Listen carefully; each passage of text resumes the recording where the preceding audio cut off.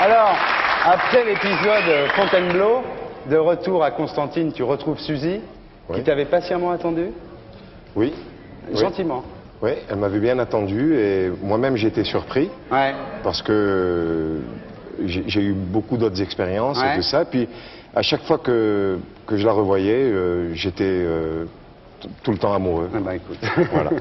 Alors ton père, lui, tient toujours à ce que tu aies une profession sérieuse et il exige, enfin, que tu sois instituteur aux petits élèves, aux petits arabes qui étaient tes élèves. Tu leur apprenais de nos ancêtres les Gaulois, non? Ah oui. Ah oui. Ah oui. Ah oui, faire mourir de rire quand même, non? Après, oui, par la suite. Oui. Qu'est-ce qu'il y a?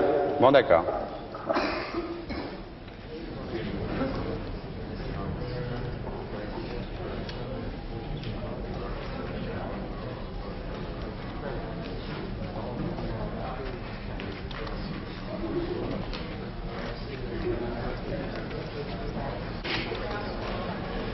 Ah!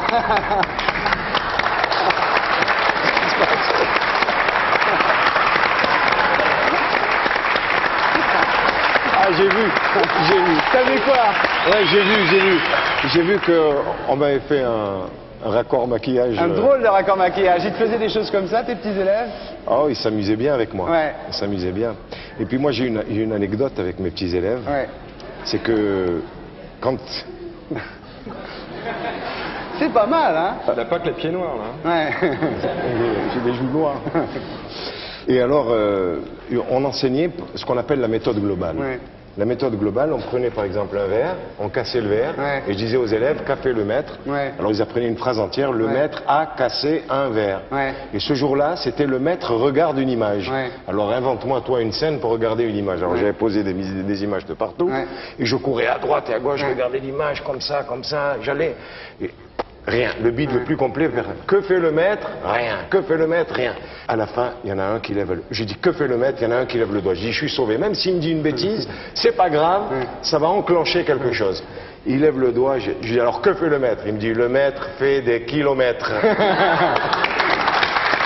Bon, on va te laisser t'arranger un petit peu. On va continuer l'émission.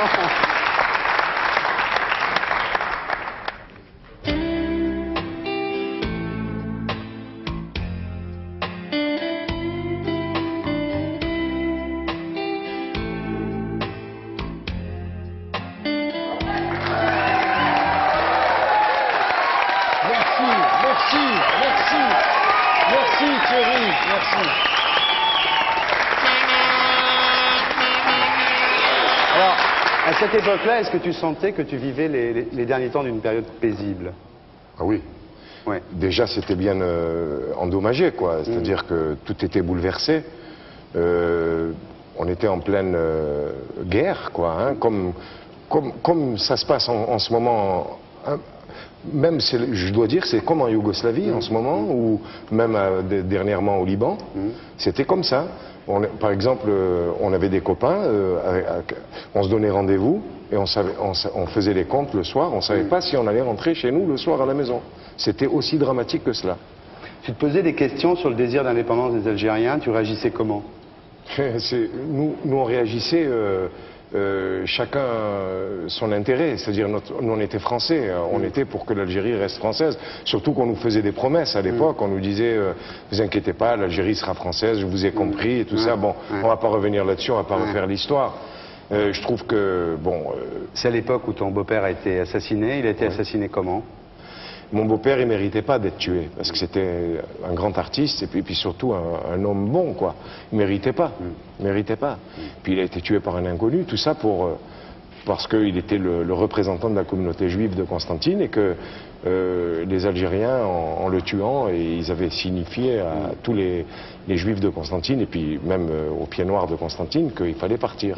Quand ils nous ont tué tonton Raymond, qui était mon beau-père, ils avaient tué notre sève et les fondations même de notre communauté.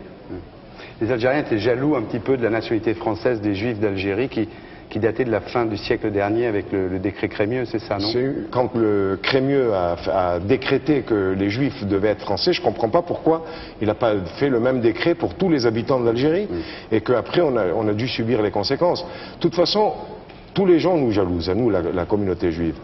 Que ce soit les gens d'extrême droite, les fascistes, ne pouvaient pas nous voir parce que il y en a qui réussissent chez nous. Alors on généralise facilement. Évidemment, c'est les juifs qui réussissent mieux que les autres. Et puis, ceux qui ne pouvaient pas nous voir, ils avaient comme prétexte, ils disaient oui, évidemment, ils sont chouchoutés par le gouvernement français, ils sont plus français que les musulmans. Alors ils nous ont divisés pour que les autres règnent. À la mort de ton beau-père, tu jures d'épouser Suzy? La mort de mon beau-père a été mon premier mariage avec Suzy, parce que de toute façon, même si je ne m'étais pas marié avec Suzy, nos deux familles étaient liées. Et comme j'étais un peu l'aîné des enfants des deux familles, j'étais considéré un peu comme le responsable. Et alors là, vous décidez tous de partir. Vous avez pris la décision quand?